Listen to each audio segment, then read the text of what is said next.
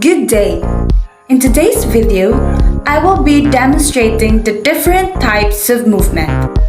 So there are four major categories of movements that can occur at the synovial joints. First, gliding movements, angular movements, rotational movements, and the special movements.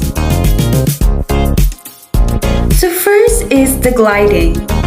This occurs when the surface of the bones move past one another in linear direction but without significant rotary or angular movement. Example of gliding is by taking your hand and moving it from left to right in a waving motion. So another type of movement, which is the angular movement, which compose flexion and extension, abduction and adduction, and lastly the circumduction. So I'll begin with flexion. So flexion is a bending movement that reduces the angle between the bones, as in bending of elbow.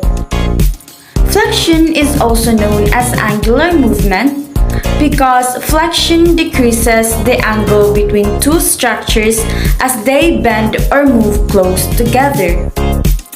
In contrast, extension is the stretching movement that increases the angle between bones as in straightening of the elbow.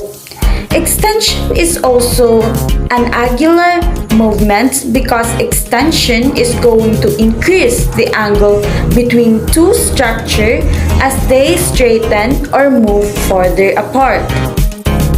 So let's take a look at some example of flexion and extension.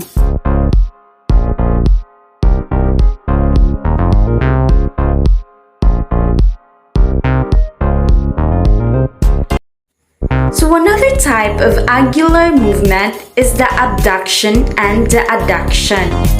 So abduction is the movement of a structure away from our midline reference point or moving the body part away from the center of midline. Abduct means take away. In contrast, adduction occurs as the structures is added back towards the midline reference.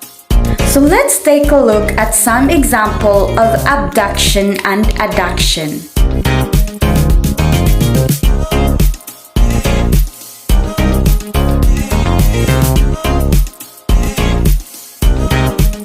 So another type of angular movement is the circumduction. Circumduction is an angular movement with a complete circulation motion of a body part.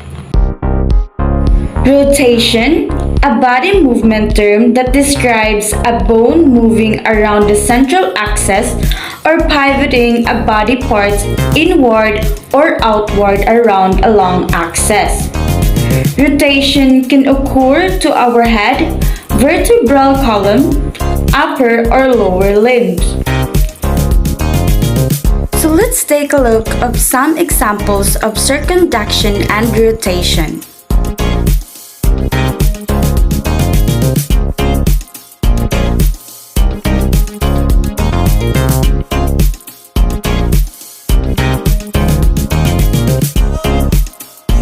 So in special movement, there are inversion and eversion. Inversion is the turning the body part inward. Inversion means inwardly. In contrast, eversion is the turning of the body part upward or opposite movement. So turn away from the body's midline. So let's take a look at some example of inversion and eversion.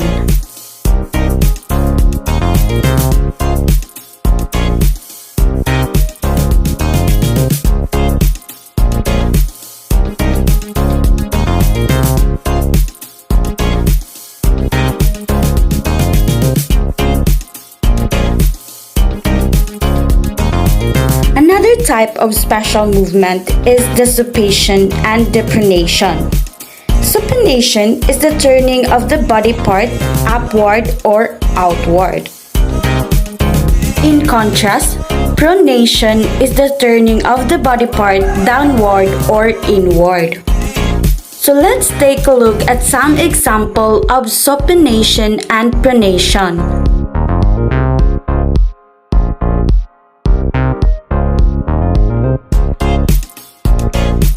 Next is the dorsiflexion. This is when the back or the upper side of the foot moves toward, decreasing the angle between these two surfaces, leaving the toes pointing a little bit closer to the head. In contrast, during plantar flexion, the sole of the foot moves toward the calf, decreasing the ankle angle between those two surfaces, leaving the toes pointing away from the body. Another special movement is the protraction. Protraction moves the scapula forward or anteriorly and toward the side of the body or laterally in an anterolateral direction. On the other hand, retraction is the opposite movement where it's going to cause the shoulder blades to move back or posteriorly and more towards the body's midline or medially in a movement known as posteromedial. Another type of body movement which under the special movement are the elevation and depression. Elevation refers to the movement of a body part in a superior direction or moving upward. In contrast, depression refers to movement of a body part in an inferior direction or moving downward. So let's take a look at some example of elevation and depression. So that ends my demonstration about the different types of body movement.